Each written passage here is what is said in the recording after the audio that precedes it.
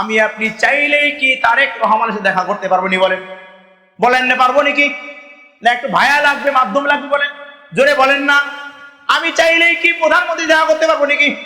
দেখা করতে হলে আমাকে অনেক স্টপ পার করতে হবে, একদম ভায়া ধরতে হবে, তার মাধ্যমে আমাকে তার কাছে পৌঁছাইতে হবে। তা কিয়ামতের ওই কঠিন ময়দানে সরাসরি আল্লাহ নবী থেকে পানি খাওয়ার ব্যবস্থা থাকবে। মাঝখানে কিছু মাধ্যম আছে, এই মাধ্যমটা কি দেখবেন প্রধানমন্ত্রী কার্যালয়ে যাওয়ার আগে মেশিন দিয়ে চেক করে বোম নিছে নাকি, জোরে কন্যা, ওরা চেক টেক করে পাঠায় বোম আছে নাকি, চাকু আছে নাকি, ঠিক কিনা বলেন? আল্লাহ রাসূল সাল্লাল্লাহু আলাইহি ওয়াসাল্লামের কাছে যাওয়ার জন্য মাঝখানে ফেরেশতারা চেকিং দিবে, কি দিবে? চেকিং দিবে যে তুমি যাওয়ার যোগ্যতা, পারমিশন কার্ড আছে নাকি তোমার কাছে, তোমার কাছে কার্ড আছে, অনুমতি আছে কিনা। বলে ইয়া রাসূলুল্লাহ, উম্মতরা বলে তাহলে ওই দিন যে পানি খাইবো তার অনুমতি কি লাগবে বলো, ওই দিন তার কার্ডটা কেমন হবে? রাসূল সাল্লাল্লাহু আলাইহি ওয়াসাল্লাম বলে ওই দিন আমার উম্মত আমার কাছে হাউজে কাউসারের পানি খাওয়ার জন্য প্রথম কাঠ হলো নবীর আদর্শের মালা গলায় দিতে হবে, অন্য কোনো কাঠ না। নবীর আদর্শের মালা যে গলায় দিবে ওই দিন তার কাঠ পাস হয়ে যাবে, গেট পাস। ওই দিন গেট পাস করার জন্য কি নবীর আদর্শের মালা গাইতে হবে। এখন হুজুর আমরা দাঁড়িয়ে রাখছি, জুব্বা পড়তেছি, 5 ওয়াক্ত নামাজ পড়তেছি, দাড়ি সারা হয়ে গেছে, মেহেন্দি লাগানো, বিশাল হুজুর আমরা যাই পানি নিয়ে চলে আসবো, যাই কি পানি খাই চলে আসবো। বিশ্বের এরকম হয়। হিন্দুদের মধ্যে অনেক দাড়িওয়ালা আছে, দেখেন না আপনারা, বিশাল দাড়ি হিন্দুদের মধ্যে, একদম পাঞ্জাবি জুব্বা পরে ঘুরে বেড়ায়। আমাকে মোদী সরকার তো মোটামুটি দাড়ি দাড়িটা কম নাই মনে হয়, একেবারে জুব্বা উনি মোটে কোটিও পড়ে, দেখলাম কোটিও পড়ে, পাঞ্জাবিও পড়ে। উনি গেলে পানি খাইতে পারবো নাকি? কোন তো বলেন না, একটু মুড়ি যদি জায়গায় হয়তো পানি দেন রাসূলুল্লাহ দিবে? উনি এত পাঞ্জাবি পড়ে, উনি এত দাঁড়িয়ে আছে, সাদা হয়ে গেছে, মাঝে মাঝে কিচ্ছু বিয়ে না পড়ে হিন্দুরা, ওনাকে পাবে? কেন পাবে না? টুপি পরলেই পানি খাওয়া যাবে না, দাড়ি রাখলেই পানি খাওয়া যাবে না, জুব্বা পরলেই পানি খাওয়া যাবে না। তাহলে তো আব্দুল্লাহ ইবনে উবাই রাসূলের জুব্বা পরিয়া কবরে শোয়াইছিল, ঠিক কিনা বলেন? হ্যাঁ, মুনাফিকের সর্দার, কারোর জুব্বা লাগে না, সবার জুব্বা খাটো হয়ে যায়। নবীর জুব্বা পরায়া কবরে নামায় দিছে, এরপরেও কিন্তু কাজ হইতো না। নবীর জুব্বা পরায়া কবরে রাখছে, এরপর কি হইতো না? কাজ হইতো না। এর অর্থ হলো শুধু জুব্বা পরলে আর দাঁড়িয়ে রাখলে যদি কাজ হইতো তো অনেক হিন্দু জানা চলে যেত।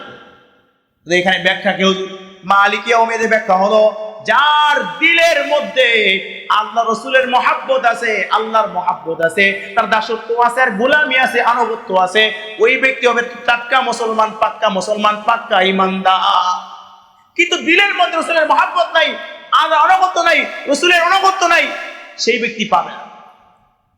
ওই দিন কিয়ামতের দিন অনেক মুসলমান উম্মতি মুহাম্মাদি বলিয়া পানি খাওয়ার জন্য রওনা হবে। মাঝখানে বেড়া পড়ে যাবে, রাসূল তাকায় তাকায় বলবে, হ্যাঁ ফেরেশতারা রে, এই উম্মত গুলা তো মনে হয় আমার। চিনলেন কিভাবে আপনার উম্মত? কয় দেখতে সাদা দাড়ি, জুব্বাওয়ালা, কথা এই জন্যই বললাম, জুব্বাওয়ালা, টুপি পরা, সব কিছু তো ঠিক আছে, একটু আসতে দাও, একটু পানি খাওয়াই দেই। রাসূল ডাকবে আর ফেরেশতারা মাঝখানে ব্যারিকেড দিয়ে দিবে। রাসূল বলবে, এদেরকে ব্যারিকেড দিলা কেন? এরা তো মনে হয় আমার উম্মত, এদের লিবাস পূজা সব ঠিক আছে।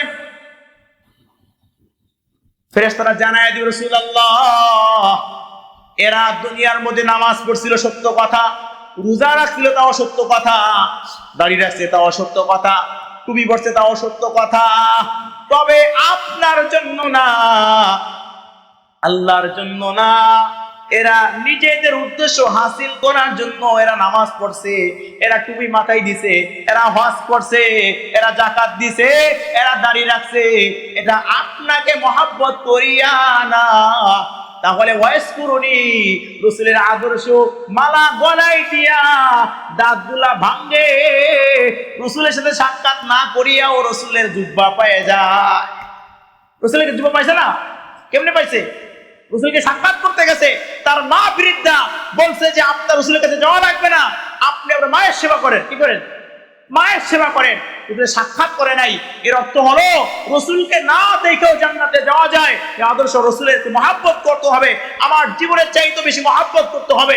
একটা হাদিস শোনায় দেই। গতকাল বুখারী পড়াইতেছিলাম রাতের বেলা, বুখারী শরীফের একটা হাদিস পড়াইতেছিলাম। আবু বকর জিজ্ঞাসা করছে, উমর জিজ্ঞাসা করছে, ওসমান জিজ্ঞাসা, ইয়া রাসূলুল্লাহ, আমি আপনার মহাব্বত করি। গত ক্লাসে কথা বলতেছি, আমি আপনার মহাব্বত করি।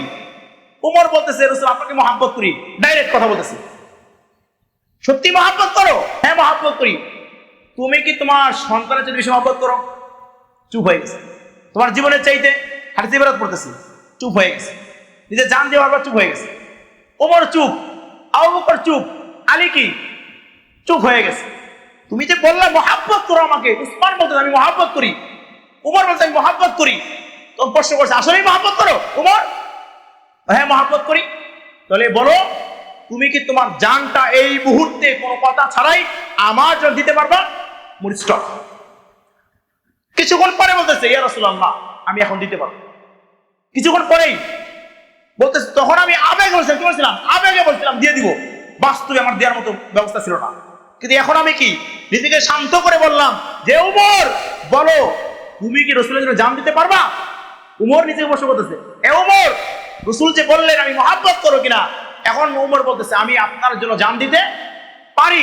প্রথমে বলতে পারে নাই, প্রথম সে আবেগে বলে ফেলছে। রাসূল বলতেছে, ইসলাম আবেগের নাম না, ইসলাম হলো বিবেক বুদ্ধি দিয়ে শান্তভাবে ধর্ম পালন করার নাম ইসলাম। আবেগ দিয়ে ধর্ম চলে না, বিবেক দিয়ে ধর্ম চলে। আবেগ তো অনেক কিছুই বলা যায়। মুসল্লির আমার যেই জন্য বলতেছিলাম মালিক ইয়াউমিদ্দিন, ওই দিন কিন্তু কেউ কাউকে সাহায্য করবে।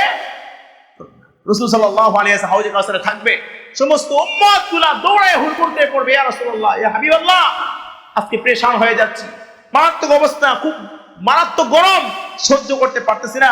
আপনি আল্লাহকে যে বলেন, আল্লাহ যেন বিচারের কাজ শুরু করেন। আমরা জান্নাতে যাই আর জাহান্নামে যাই, সমস্যা নাই, বিচারটা শুরু করা হয়। রাসূল সাল্লাল্লাহু আলাইহি ওয়াসাল্লামের কথা শোনার সঙ্গে সঙ্গে কোনো কথা বললেন না, কোনো আওয়াজ দিলেন না, কোনো কথা বললেন না। সঙ্গে সঙ্গে রাসূল সাল্লাল্লাহু আলাইহি ওয়াসাল্লাম মাটিতে সিজদায় পড়ে গেলেন।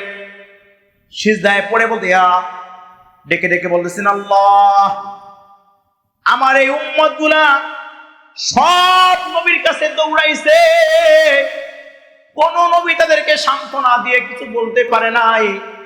শেষমেশ আমার কাছে আসছে, এরা যদি আমার কাছে মাহরুম হয়ে চলে যায়, এই উম্মতগুলাকে সান্ত্বনা দেওয়ার মতো আর কেউ নাই। সিজদায় পড়ে গেছে। আল্লাহ ডেকে ডেকে বলে, নবী মাথা উঠান, নবী মাথা উঠান। আপনি মাথা না উঠাইলে জমিন থরথর করে কাঁপতেছে, জমিন কিন্তু ঠিক থাকবে না, আপনি মাথা উঠা। একবার না কয়েকবার বলার পরে রাসূল বলতেছেন, আপনি ওয়াদা করেন আমার গুনাহগার উম্মতগুলোকে জাহান্নামে দিবেন না, আর বিচারের কাজ শুরু করবেন। আপনি ওয়াদা দিলে আমি আজকে মাথা উঠাইব, আপনি ওয়াদা না দিলে আমি নবী মাথা উঠাইতাম না।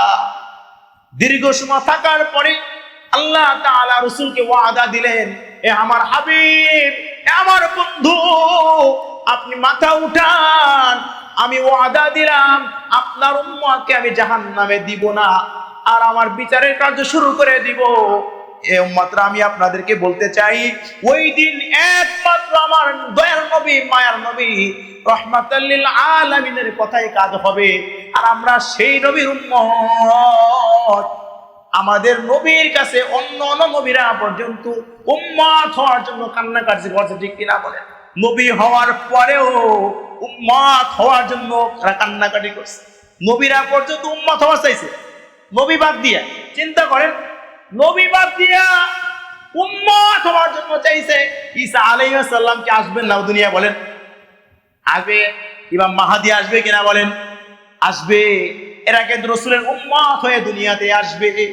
তাহলে অন্য অন্য নবীরা পর্যন্ত উম্মত হওয়ার জন্য পাগল, আর আমি আর আপনি কোনদিন দরখাস্ত করছি আল্লাহর কাছে, বলছে আমাকে পাঠায় দেন উম্মত হিসেবে?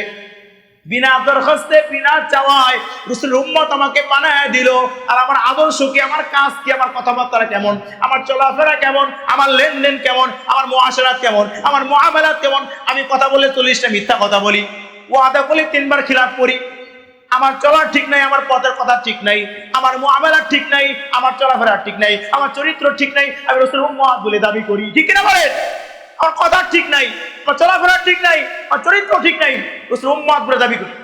আল্লাহ তাআলা বলেন না না, রাসূল বলেন এই উম্মত দাবি করলেই যদি জান্নাতে যাওয়া যাইতো তাহলে ওই পাঞ্জাবিওয়ালা, ওই টুপিওয়ালা, ওই দাড়িওয়ালা বিনা হিসেবে জান্নাতে চলে যাইতো।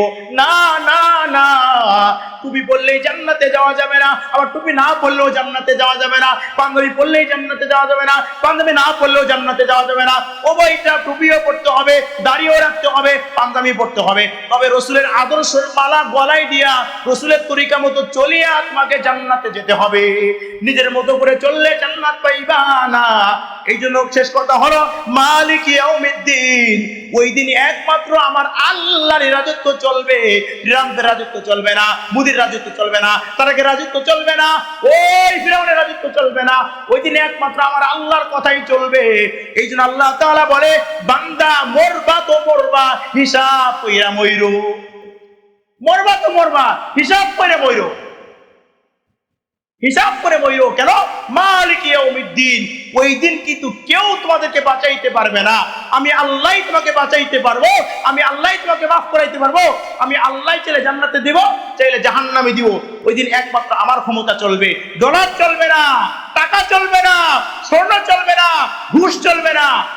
এখন তো কিছু পাস করার আগে কি বান্ডিলারদের কি পাস হয়ে যায়, কিন্তু ওই দিন কিন্তু কি বান্ডিল চলতো না, টাকা চলতো না, স্বর্ণ চলতো না, ক্ষমতা চলতো না। আমাদের সমাজে একটা ব্যবস্থা আছে, বিএনপি ক্ষমতা আসলে কি বিএনপির ফোনে কাজ হয়। আমি দল করে বলতেছি, বিএনপি ক্ষমতা কি বিএনপি লোক ফোন দিলে কি হয়, থানায় কাজ হয়ে যায়। আমলি ক্ষমতা আসলে কি আমলি ফোনে কি থানা কাজ হয়ে যায়। নিয়ম নিয়ম না এটা, মানে যেই দল ক্ষমতা আসে সেই দলের কথা কি থানা চলে, রাষ্ট্র চলে, সমাজ চলে। ওই দিন কিন্তু কি ওই দলীয় কাজ হবে নাকি, বিএনপির কথা কাজ হতো না, আমলি করলেও কাজ হতো না, জামাত করলেও কাজ হতো না।